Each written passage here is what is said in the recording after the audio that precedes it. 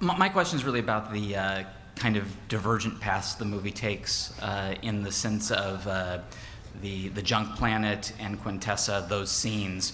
Pretty wild sci-fi stories. Did you get any pushback from Hasbro or anybody else on kind of taking? No, they loved it. They did. Okay. And my inspiration, as I said in one of these panels, was Gulliver's Travels.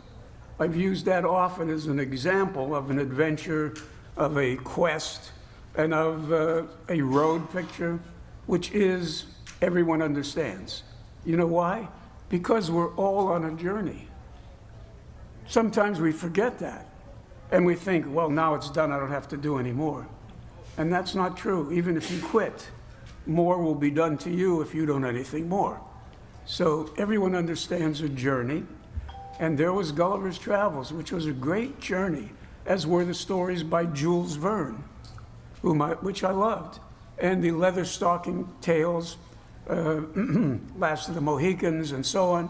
All of those were adventures, and they went from place to place. The change of location, the change of universes was exciting.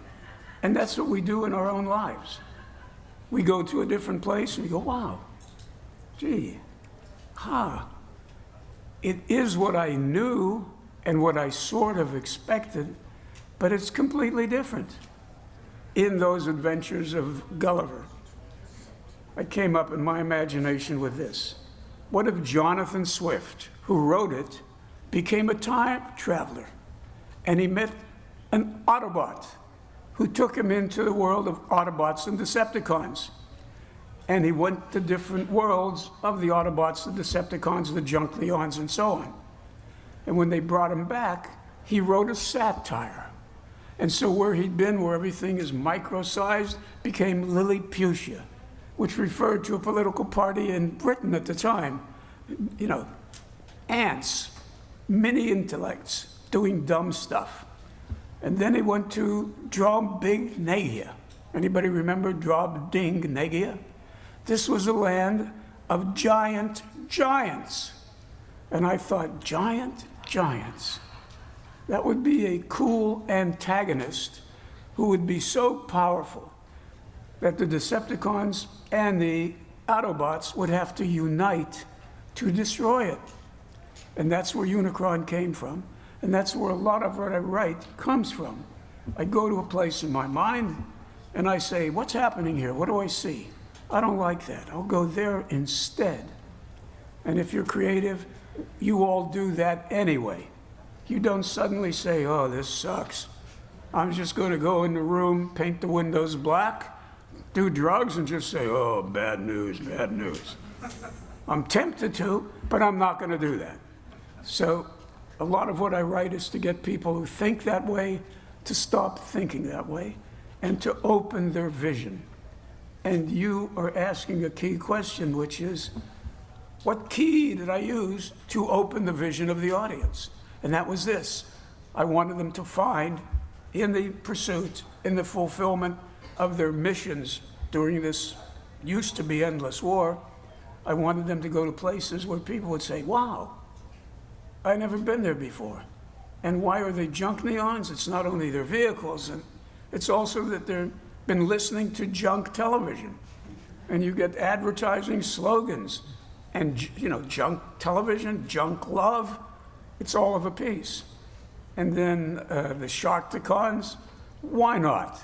Something that can eat an Autobot or a Decepticon, I'll watch that. I'll watch anything with sharks. Speaking of sharks, did everybody see Jaws? Yes. Okay.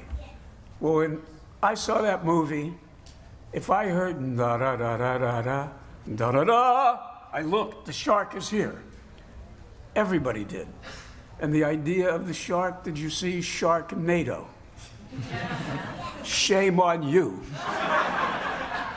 I looked too, and I was laughing like hell and thinking, this is brilliant in a strange, idiotic way.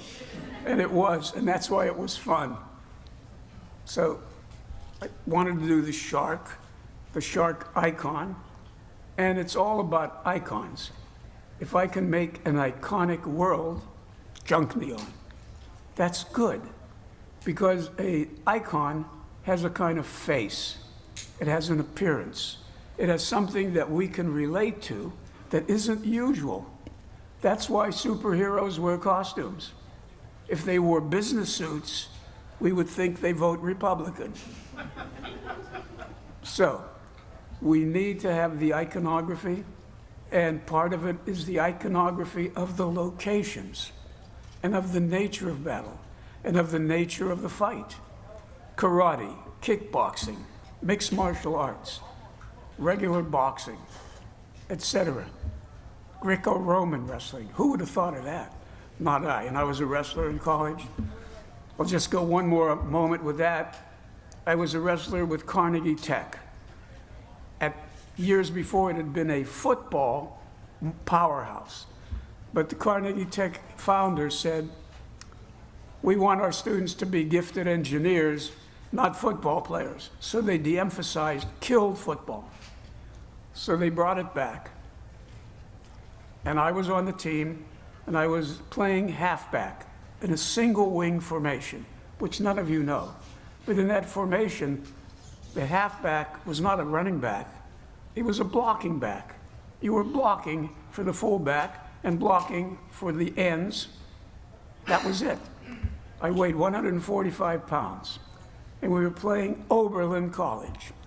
There was a fullback there who weighed 240 and was bigger than a Coca-Cola machine.